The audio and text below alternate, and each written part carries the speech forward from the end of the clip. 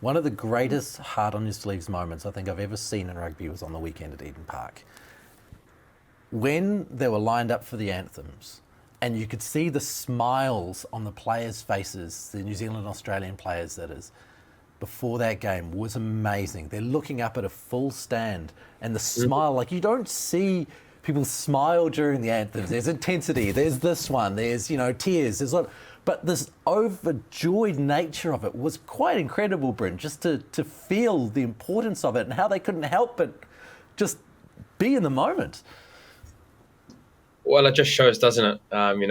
When people are given opportunities, it shows how much they care about it. And the New Zealand women have been talking about this a long time. They're wanting to, make their own kind of groundbreaking stories, and I guess and players have been able to have the opportunity to play in those kind of games. Because look, it was great for the public to come out, and you could see, like you said, Ross, the smiles, and I guess the opportunity to be able to play in front of that many people. And it probably, no doubt, we'll go into a little bit more. Probably was the pressure of being able to play in front of people and the expectation of being at home. And the Black Ferns probably struggled a little bit in the early doors of that game. But again, this is probably going to, hopefully, this is an opportunity for this to be able to happen a lot more, because I guess those girls, no different from us players, when you're playing games like that, there's a lot of people watching, there's a lot of hype around it. It just adds to the entertainment of being able to go out and play for your country as well. So no doubt we'll go into a little more about it, but great to see those pictures and see those girls passionate around playing at a full stadium at Eden Park.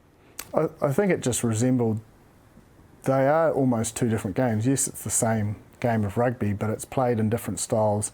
The emotion of certain things like the anthem and the haka is just taken differently. And it's given quite a neat perspective on how different it is, I suppose. Even if you look at throughout the game, lack of kicks in play, they were picking and going from 60 out, but earned penalties, and there is quite a big difference in the styles, and I think that's a good thing. The ball in hand aspect of it is amazing. Like, it is literally in hand the entire time, and we complain about in the men's game that there's not enough play. Yeah, the ball in the women's game. The ball in play was huge, and sometimes when you look at the stats, like I was just thinking, what would Wayne Smith be thinking? And probably handling errors were quite high. I think it was 11-1 in the first half, and that's quite high in the sense that Aussies had 65% of the ball in territory, and then they only had one turnover, and we obviously had 11. So we had chancing our arms and going after it, but it is a risk versus reward. So I think early on the test they'll want to shore that out, because you wouldn't want to give that many opportunities to an England side, especially being able to go kick for the corner, because when the Australian attackers got between two defenders, it just made that ruck a little bit deeper, and then that's when the advantages came, and that penalties just snowballed, and obviously Aussie took reward of it, but they probably should have scored more points. And I think we saw the value of the 7 stars, particularly Flula and Tui and Flula and Woodman. You watch them defensively, they're always in sevens. You're in compromising positions defensively. So their ability to read that and make great decisions and use the sideline as their friend was awesome. But also when they didn't need to use their sideline as a friend, they were up and closing space. And I thought that was huge.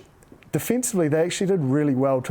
I know it got to 17-0 or 17-7, but it could have been a lot worse, and a lot of it was that defence on the edge. And the only time they got caught short was the quick tap, and they were probably expecting a kick to the corner and an intercept. But other than that, it was a pretty tight defensive effort, and they were massive. And in the 24th minute, you saw Sarah Hirini be inside Ruby Tui, and it's like Ruby just reacted off her. Sarah Hirini, boom, chop tackle, bang, turnover. So all those sorts of things, they'll build nicely. They'll learn a lot from that. Smithy will, take a deep dive in particular that first 40, and I think it was a nice scare for them to have now, knowing they could come back and win, and now it prepares them with a little bit of a harder edge building into the latter parts of the competition.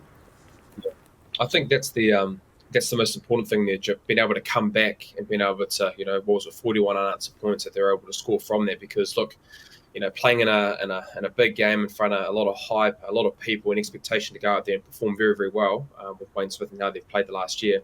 They could have fallen into the trap and not come back, and so it's great for them to be able to show a bit of grit and resilience, to be able to come back, put in some performances, and be able to, I guess, rectify from that start. But yeah, I agree with you, Jim. If you can't, we can't be able to give opportunities of unforced errors and being able to give the likes of England, who on the weekend against Fiji shows, if you don't get it right, they've got the ability to score 10, 11 tries. So I don't think they'll score that much against us, but we don't want to be giving them opportunities, and so I think it does.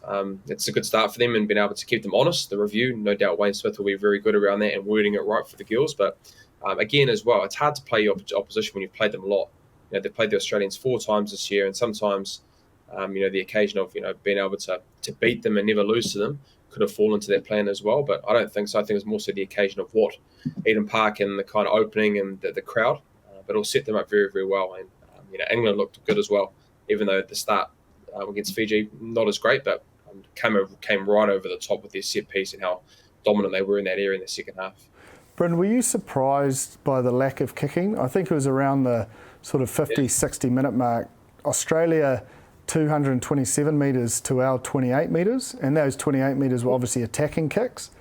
I think it almost said to me, like, I was surprised, but then I thought, well, every time Australia's kicked, the mindset is to attack, and obviously the Black Ferns scored a number of tries from the kick counter attack. It almost, because of that ball in play and that mindset that we're all out attack, doesn't matter where we are in the field, you wouldn't want to kick. But all teams are looking like every time they just want to attack. Yeah, and I guess that's the good thing about the women's game. And I guess watching it, Jip, we've talked a lot around how much of a kicking game, whether it be contestables off 9, off 10, kicking down the middle of the field and being able to manipulate because defenses are so good. But I guess with the women's game, and especially the New Zealanders, the Black Ferns, we know that when they play the likes of England, the ability that they wanted to get around teams and use their skill set is going to be really important for them. And so, they only had 6 kicks on the weekend, so it was a pretty clear plan that they were wanting to run the Australians around and wanting to use their skill set. But, just through, that's probably, if you don't get it right and you get a lot of unforced errors against a team like England, if you do play like that, so don't kick a lot, you might get into a little bit of trouble. But I think it is different. I think France had 27 kicks, who kicked the most during that first round. But more so for the New Zealanders, you'd like to think that there might be a little bit more balance if they don't get it right, and there are a lot of unforced errors. How can we still exert pressure and be able to get them in difficult situations defensively?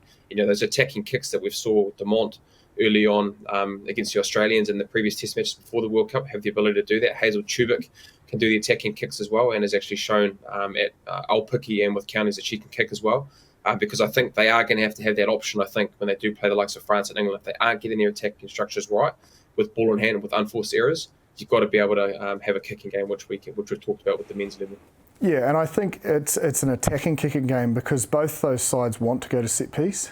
You still got to have the kicking game like you talk about those players having, but it's almost like long and in, or you're looking to get the ball back. Because I think the more often they go to set piece, the more comfortable a French and an English side will be. On paper, this weekend, the England versus France game seems like the game of pool play. Yep. Like, this is the big one. From what you saw on the weekends, how do you think this one's going to play out? I think England will win. I don't think the French should kick as much as they do. I think they've got such attacking threats, and that they'll want to go to set piece. They've probably got a little bit more dominant set piece as well. So I think the French are going to have to find a little bit of French flair and try and change up what England are expecting. But from what I saw, I think, just like I said with the Black Ferns, that little scare of 40 minutes will bring quite a hard edge to the English preparation, and I think we'll see a much better side that comes out on the weekend.